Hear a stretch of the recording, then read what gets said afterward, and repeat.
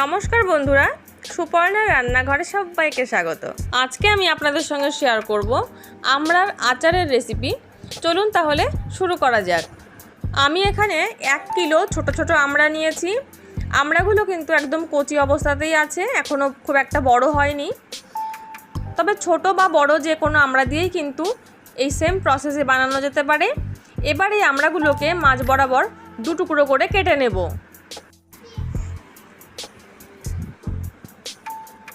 একইভাবে আমি সব আমড়াগুলো মাঝখান থেকে 2 টুকরো করে কেটে নিয়েছি। যদি বড় আমড়া হয়, যদি তার আটিটা শক্ত থাকে, তাহলে কিন্তু গোটা অবস্থাতেও কিন্তু একইভাবে আচার বানানো যেতে পারে। এবার একটা ভাজা মশলা বানিয়ে নেব। গ্যাসে কড়াই বসিয়ে তার মধ্যে দিয়ে দেব 1.5 চামচ পরিমাণে 5 ফোড়ন।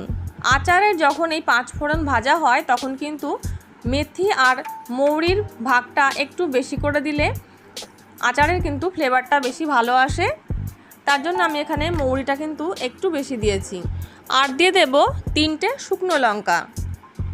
এবার এই 5 ফোড়ন আর শুকনো লঙ্কাটা ভালো করে ভেজে নেব। যখন খুব সুন্দর একটা গন্ধ ছাড়বে তখন 5 ফোড়নটা নামিয়ে নেব। এবার ওই কড়াইতে দিয়ে দেব 4 টেবিল চামচ পরিমাণে সর্ষের তেল। যে কোনো আচারে কিন্তু সর্ষের তেলটাই ভালো লাগে, সাদা তেল দিলে কিন্তু একদমই ভালো হবে না আচারের টেস্ট। তার জন্য আমি সর্ষের তেলই দিচ্ছি।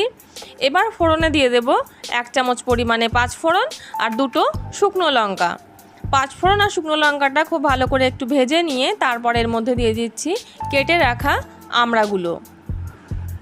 এবার আমড়াগুলোকে তেলের মধ্যে কয়েকবার নাড়াচাড়া করে দিয়ে দেব লবণ আর হলুদ।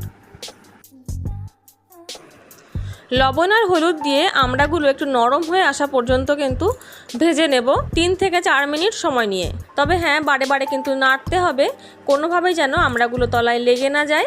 প্রায় 2 মিনিট ভাজার পরে দেখুন আমড়ার কিন্তু কালারটা অনেকটাই চেঞ্জ হয়ে গেছে। আরও 1 থেকে 1.5 মিনিট ভেজে নেব। যদি লবণ দিয়ে একটু সময় নিয়ে আমড়াগুলো ভাজা হয় তাহলে কিন্তু আমড়ার ভেতরে লবণটা খুব ভালোভাবে ঢোকে। আমরাও কিন্তু অনেকটাই সেদ্ধ হয়ে গেছে। এবার এর মধ্যে দিয়ে দেব আখের গুড়। আমি এখানে আখের গুড়ই দিচ্ছি।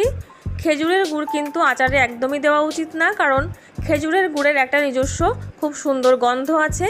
যদি খেজুরের গুড় দিয়ে আচার করা হয় তাহলে কিন্তু আচারের ফ্লেভারটা কম আসবে, খেজুরের গুড়ের ফ্লেভারটাই কিন্তু বেশি আসবে।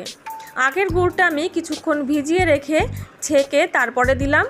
যদি একটু জলে ভিজিয়ে রেখে ছেঁকে দেওয়া হয় তাহলে গুড়ের মধ্যে যে ময়লাগুলো থাকে সেগুলো কিন্তু বেরিয়ে যাবে। এবার হাই ফ্লেমে আচারটা প্রথমে ফুটিয়ে নিয়ে তারপরে ঢাকা দিয়ে মিডিয়াম ফ্লেমে রান্না করব প্রায় 15 থেকে 20 মিনিট সময় ধরে। তবে হ্যাঁ, ঢাকা দিয়ে কিন্তু একবারে 15-20 মিনিট ফোটাবো না, মাঝে মাঝে কিন্তু ঢাকা তুলে নাড়তে হবে, কারণ গুড় ভীষণভাবেই কিন্তু তলায় লেগে যায়। আমি এখানে 1 কিলো আমড়ার জন্য প্রায় 600 থেকে 650 গ্রাম পর্যন্ত গুড় দিয়েছি। তবে মিষ্টিটা আপনাদের পছন্দ মতন ব্যবহার করবেন। আমি আবারও ঢাকা দিয়ে লো ফ্লেমে ফুটিয়ে নেব আরও 10 মিনিট। আরও 10 মিনিট দেখুন ফুটিয়ে নিয়েছি, তাতে কিন্তু আচারের কালারটা একদমই চেঞ্জ হয়ে গেছে। আচার কিন্তু মোটামুটি রেডি। এবার এর মধ্যে দিয়ে দেব 2 চামচ পরিমাণে ভিনিগার। যদি আচারের মধ্যে ভিনিগার দেওয়া হয় তাহলে কিন্তু আচারটা অনেক দিন পর্যন্ত সংরক্ষণ করা যায়। ভিনিগার দিয়ে খুব বেশিক্ষণ কিন্তু ফোটানো যাবে না, ভিনিগারটা দিয়ে মিশিয়ে দিতে হবে। মিশিয়ে দিয়ে কিন্তু গ্যাসের ফ্লেমটা আমি অফ করে দেবো। গ্যাসের ফ্লেম অফ করে তারপরে এর উপরে দিয়ে দেবো ভাজা মশলা। ভাজা মশলা ভালো করে মিশিয়ে নিলেই কিন্তু আমড়ার আচার একদম তৈরি। আপনাদের এই আমড়ার আচারের রেসিপিটি কেমন লাগলো তা কিন্তু কমেন্টে জানাতে ভুলবেন না। ভালো লাগলে ভিডিওটিকে লাইক এবং চ্যানেলটিকে সাবস্ক্রাইব করে পাশে থাকার জন্য অনুরোধ রইল। চলে আসবো অন্য কোনো নতুন রেসিপি নিয়ে আপনাদের সামনে।